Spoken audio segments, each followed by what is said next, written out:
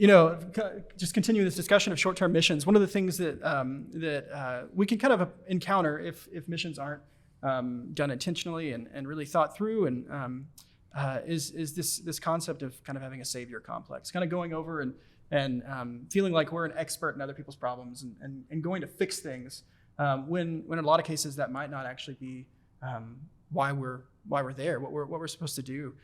What are your thoughts on how a group or an individual who's wanting to engage with missions can avoid that kind of that savior complex?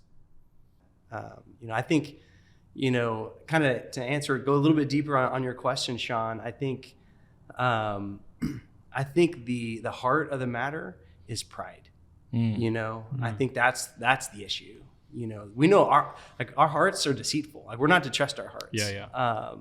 Tim Keller wrote this great book. If you haven't read it, check it out. The Prodigal God. Mm-hmm. And it's all about, you all know the story, the prodigal son. I think a lot of the attention is focused on the young son. Gets his inheritance and squanders it all. But halfway through the book, he shifts focus to the elder brother. And, the elder brother's like, I've been following all the rules, Dad. Like, why? Like, where's my reward and all that? And that's it, right? He was doing all the right things and like honoring his dad, but his heart was selfish. It's like, I'm going to do that so that I can get rewarded and all that. And I just wonder, do we sometimes go into a situation, gosh, even when you're giving advice to a buddy that's going through a rough time and you're trying to fix it or whatever, I just don't think I think sometimes we do it from a selfish motivation because it's like, oh, it's going to feel good. I'm going to get this joy and it's going to feel so good. Yeah, it's therapeutic for ourselves to do that hard work. Yeah, and there's this line in the book where he says, the gospel, it's about repenting from sin. It's absolutely that. But it's also about repenting of the reasons you ever did anything right.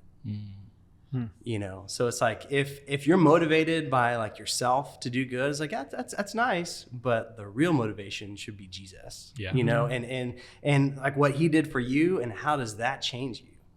And I feel like if you get that on its most basic level, savior complex is not a thing. I think that's a good point, and I think that's going back to understanding the gospel. I was reading an article by Lifeway that said that 80% of young people understand that they should share the gospel or the importance of that. Yeah. But only 69 feel comfortable doing it. And out of those, only 25% actually do. And only 25 of those people have a relationship with a non-believing person. And so that tells me is do we understand the gospel? Sure. What it really requires of us to reach down and reach, right? To have relationships with people, because that's what they did in Acts. But right? I don't have time for that. It's hard. It's messy. Like I got messy. Like soccer practice and like baseball practice, and I got kids. It's hard. Like I don't have time for that. It's easier to get in a room, right? Call people to listen to you for an hour, right? Yeah. Mm-hmm. And that's easy. And I think that's the culture that we're building, unfortunately. And so we have to call people to more. Yeah, for sure. I think that's it, right? It's relationships. I think as a culture, as a North American culture, I think we've gotten really bad at relationships. Sure. And I don't know what it is, if it's all the apps that like get us really good at monologues. Mm-hmm. It's just like I can get the story going and I'm really good at a monologue.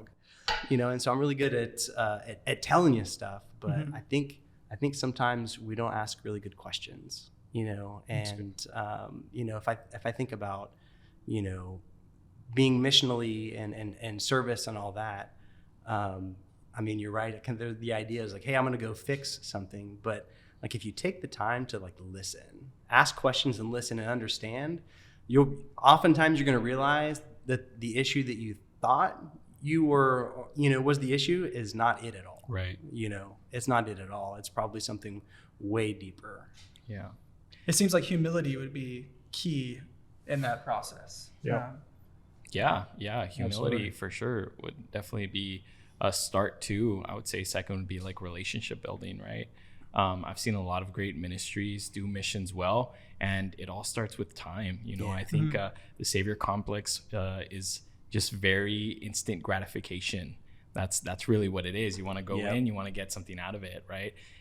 When in reality, what Jesus calls us to, what the gospel calls us to, is to devote time to one another, to love one another, right? When you build relationships with these people that you're going to do missions with, when you spend time looking into their eyes, hearing their stories, knowing their hardships, hearing their victories, and building those authentic relationships, I think that's when your perspective of what the community needs, what they need, what the individual needs, really do begin to change. And like Chris was saying, I do think that North America has a problem with being narcissistic, egocentric.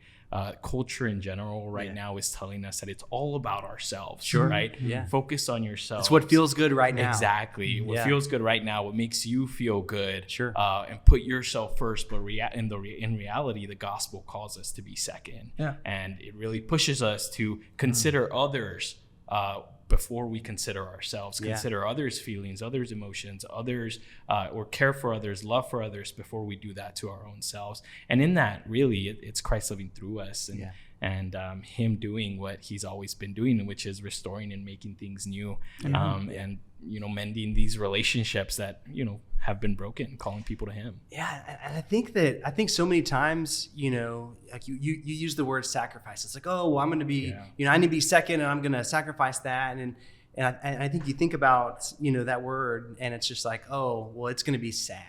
It's going to be hard. It's going to be sad.